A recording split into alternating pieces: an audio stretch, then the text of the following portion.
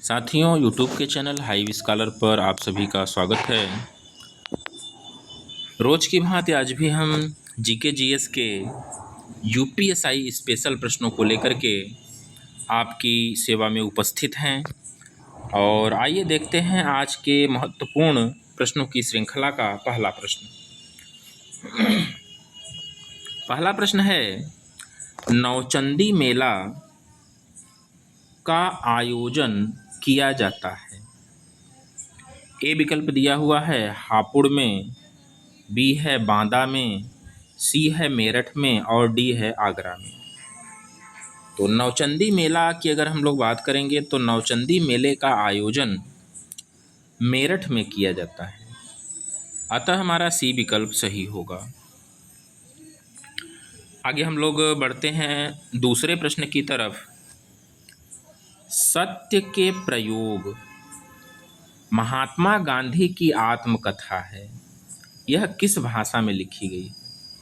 एक तो प्रश्न यहाँ पे आपको मिल गया कि सत्य के प्रयोग किसकी आत्मकथा है, तो यह महात्मा गांधी की है। और दूसरा प्रश्न यहाँ से आपको मिल गया कि यह किस भाषा में लिखा गया है, तो ए विकल्प है गुजराती, बी है अवधी, सी है बंगाली और डी है अरबी।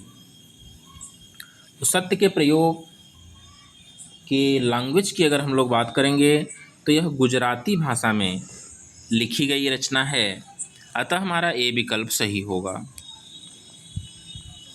आगे हम लोग बढ़ेंगे तीसरे प्रश्न की तरफ। लौह स्तंभ का निर्माण किसने करवाया था?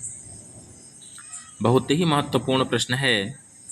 ए विकल्प दिया हुआ है रामगुप्त, बी दिया हुआ है चंद्रगुप्त द्वितीय, सी दिया हुआ है स्कंदगुप्त और डी दिया हुआ है समुद्रगुप्त। तो लौह स्तंभ के निर्माण की हम लोग बात करेंगे तो चंद्रगुप्त द्वितीय के द्वारा इसका निर्माण करवाया गया है, अतः हमारा बी विकल्प सही होगा। आगे हम लोग बढ़ते हैं चौथे प्रश्न की तरफ। चौथा प्रश्न है, हाल ही में किस भारतीय को ऑस्ट्रेलिया पर्यटन का एम्बेसडर नियुक्त किया गया? ए विकल्प दिया हुआ है आलिया भट्ट, बी दिया हुआ है विराट कोहली, सी दिया हुआ है सारा तेंदुलकर और डी दिया हुआ है पीवी सिंधु।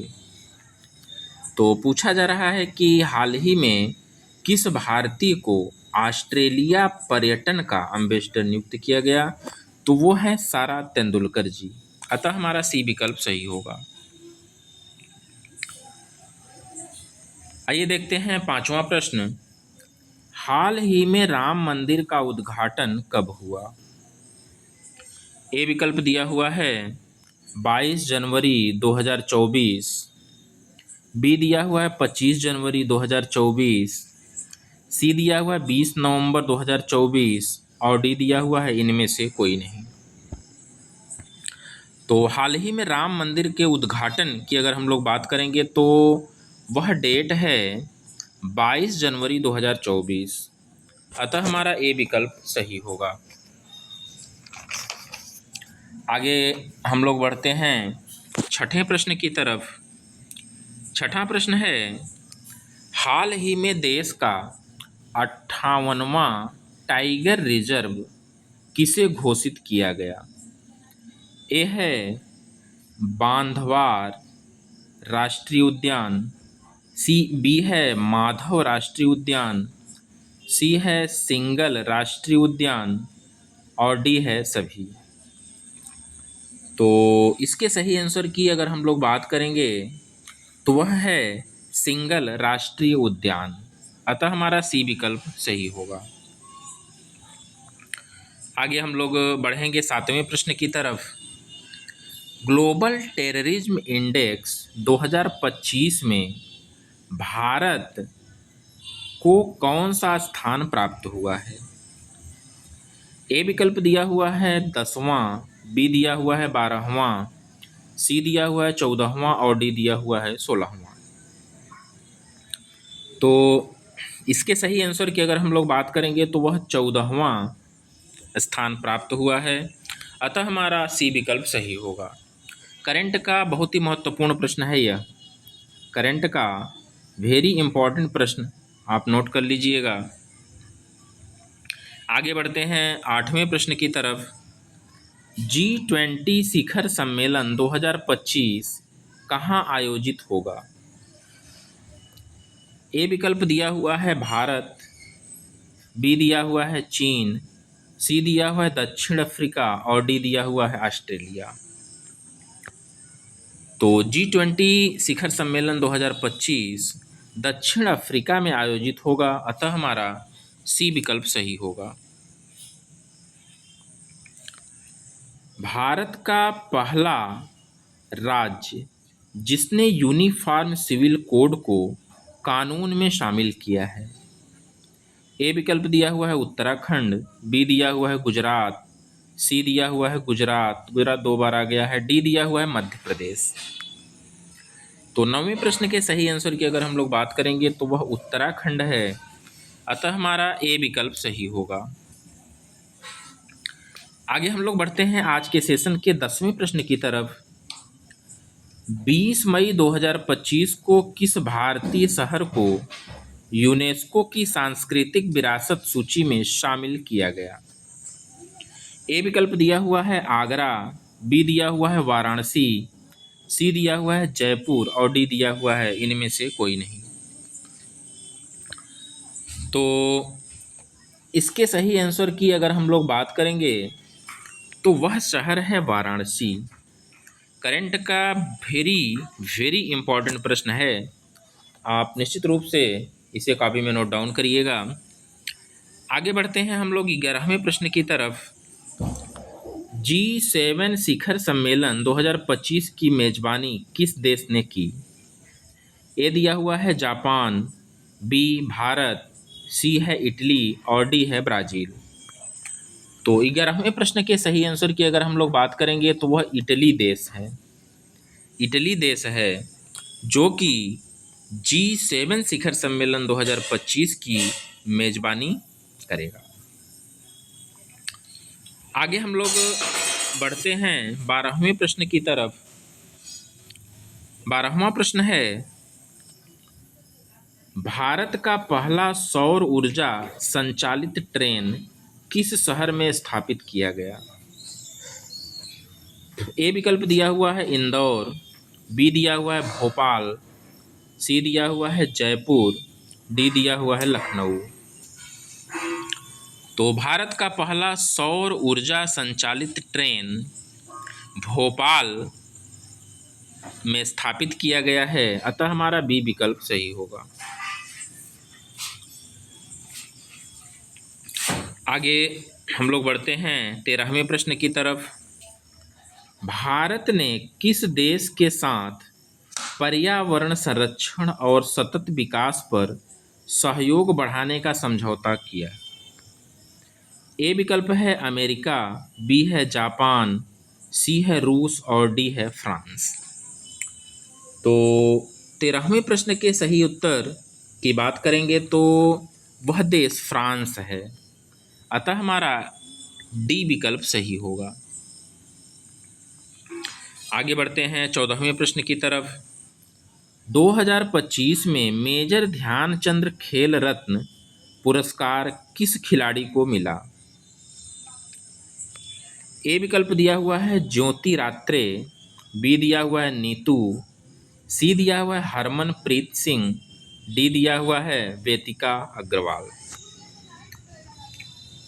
तो 14वें प्रश्न के उत्तर की अगर हम लोग बात करेंगे तो हरमनप्रीत सिंह है, हरमनप्रीत सिंह हैं, अतः हमारा सी विकल्प सही होगा।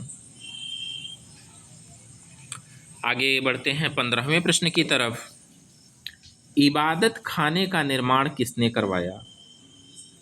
ए विकल्प दिया हुआ है अकबर, बी दिया हुआ है बाबर, सी दिया हुआ है हुमायूं और डी दिया हुआ है जहांगीर।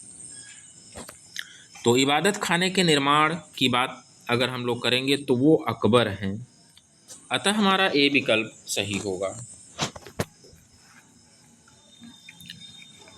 आगे हम लोग बढ़ते हैं 16वें प्रश्न की तरफ। रविंद्रनाथ टैगोर को गीतांजलि के लिए नोबेल पुरस्कार कब मिला? ए विकल्प दिया हुआ है 2010, बी है 2013, सी है 2007 और डी है 2011। तो रविन्द्रनाथ टैगोर को गीतांजलि के लिए नोबेल का पुरस्कार सन 2013 में मिला है, अतः हमारा बी विकल्प सही होगा। आगे बढ़ते हैं 17वें प्रश्न की तरफ, और बहुत ही महत्वपूर्ण प्रश्न हमारे स्क्रीन पर है। आंसू किसकी रचना है? ए है महादेवी वर्मा, बी है निराला, सी है जयशंकर प्रसाद और डी है अरविंद घोष। तो आंसू रचना की अगर हम लोग बात करेंगे तो वो जयशंकर प्रसाद जी हैं, अतः हमारा सी विकल्प सही होगा। और आप लोग जानते होंगे जयशंकर प्रसाद की एक रचना है कामायनी। कामायनी भी बहुत ही इम्पोर्टेंट रचना है जयशंकर प्रसाद की। एक जयशंकर प्रसाद की रचना है लहर, वेरी वेरी इम्पॉर्टेंट ये भी है। लहर भी किसकी है? जयशंकर प्रसाद की है। तो इसे भी आप लोग अपनी कॉपी में नोट डाउन करिएगा। आगे बढ़ते हैं। हड़प्पा की खोज किसने की थी? ए विकल्प दिया हुआ है दयाराम साहनी, बी दिया हुआ है राखाल दास बनर्जी, सी दिया हुआ है डीएच गार्डन और डी दिया हुआ है इनमें से कोई नहीं। तो हड़प्पा स्थल के खोज की बात करेंगे तो दयाराम साहनी जी हैं। दयाराम साहनी ने हड़प्पा स्थल की खोज की है, और कब की है तो इसे भी आप नोट डाउन करिएगा। 1921 में, 1921 में। ठीक है, आगे हम लोग बढ़ते हैं आज के सेकेंड लास्ट प्रश्न की तरफ। पूछा जा रहा है रण उत्सव कहाँ मनाया जाता है? ए विकल्प दिया हुआ है मुंबई, बी दिया हुआ है दिल्ली, सी दिया हुआ है गुजरात और डी दिया हुआ है आगरा। तो रण उत्सव की हम लोग बात करेंगे तो यह गुजरात में मनाया जाता है, अतः हमारा सी विकल्प सही होगा। और आगे हम लोग बढ़ते हैं आज के सेशन के अंतिम प्रश्न की तरफ। भारतीय रिजर्व बैंक की स्थापना कब हुई? ए विकल्प दिया हुआ है 1935, बी दिया हुआ है 1940, सी दिया हुआ है 1945 और डी दिया हुआ है 1941। तो भारतीय रिजर्व बैंक की स्थापना की बात करेंगे तो वह सन है 1935। 1935 में आरबीआई की स्थापना हुई थी, रिजर्व बैंक की स्थापना। एक प्रश्न यहाँ से और आप लोगों से पूछा जा सकता है कि आरबीआई के वर्तमान गवर्नर कौन हैं? तो वर्तमान गवर्नर की अगर हम लोग बात करेंगे तो संजय मल्होत्रा, संजय मल्होत्रा जी हैं। ठीक है ना, आरबीआई के वर्तमान गवर्नर संजय मल्होत्रा वर्तमान में हैं। इन्हें जो है 11 दिसंबर 2024 से इन्होंने कार्यभार ग्रहण किया है। और ये अगर श्रेणी की बात करेंगे तो ये वर्तमान में 26वें क्रम के गवर्नर बने हुए हैं।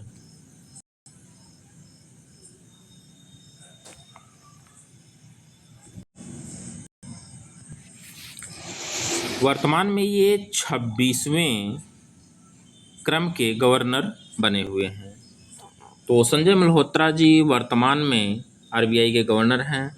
और अगर हम लोग बात करेंगे कि संजय मल्होत्रा के पहले आरबीआई के गवर्नर कौन थे, तो वो थे शक्तिकांत दास जी इसके पहले आरबीआई के गवर्नर थे। तो इतनी बातों को आप लोग कॉपी में नोट डाउन करिएगा। तो साथियों, आज के लिए इतना ही। कल फिर हम लोग महत्वपूर्ण प्रश्नों के साथ फिर मिलेंगे। तब तक के लिए बने रहिएगा हमारे चैनल हाईवी स्कॉलर पर। धन्यवाद।